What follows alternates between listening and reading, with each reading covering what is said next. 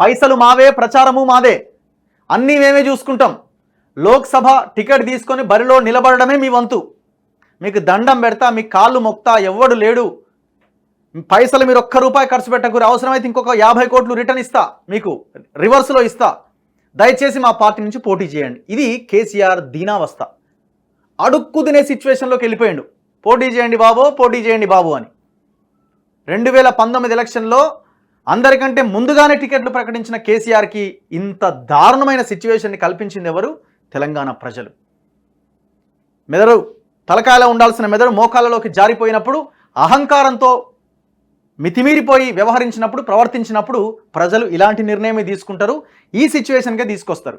అదే సిచ్యువేషన్లో ఉన్నాడు కేసీఆర్. ఇప్పుడు ఏమంటున్నాడు?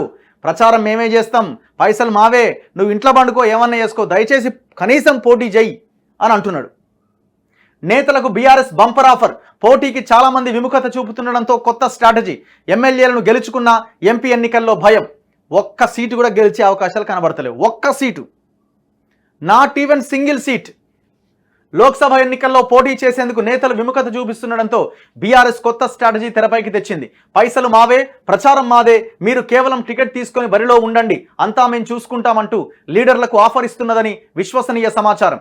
గతంలో బీఆర్ఎస్ టికెట్ కోసం పైరవీలు చేయించుకొని మరీ పోటీ పడిన నేతలు ప్రస్తుతం టికెట్ ఇస్తామన్నా వెనుకడుగు వేస్తుండడం గమనార్హం.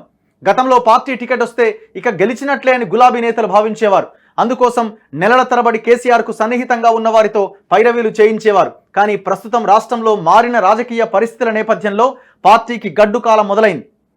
లోక్సభ ఎన్నికల్లో పోటీ చేయాలి అని అధిష్టానం పిలిచి టికెట్ ఆఫర్ చేస్తున్నా నేతలు ముందుకు రావట్లేదు.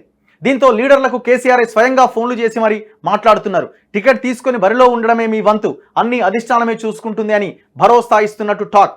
టికెట్ ఇచ్చిన దగ్గర నుంచి ఎన్నికలు ముగిసే వరకు పర్యవేక్షిస్తామని, వెంటే ఉంటామని అధిష్టానం హామీ ఇస్తున్నది. ఖర్చు మొత్తం మేమే భరిస్తాం, పోటీ చేసేవారు ఒక్క పైసా ఖర్చు పెట్టాల్సిన అవసరం లేదని స్పష్టం చేస్తున్నట్టు తెలిసింది. అబ్బా, ఎంత గొప్ప అవకాశమయ్యా మీకు. ఇటు పైసలు వస్తున్నాయి, ఇటు ఎంపీగా పోటీ చేసినవన్న ఒకటి కనబడతా ఉన్నది. అయినా కూడా ఓడిపోతలేడు. కారణం ఏంటంటే ఆ దరిద్రమైన పార్టీలోకి పోయి ఇంకా మేము ఆ బురద మేము రుద్దుకోవడం ఎందుకని.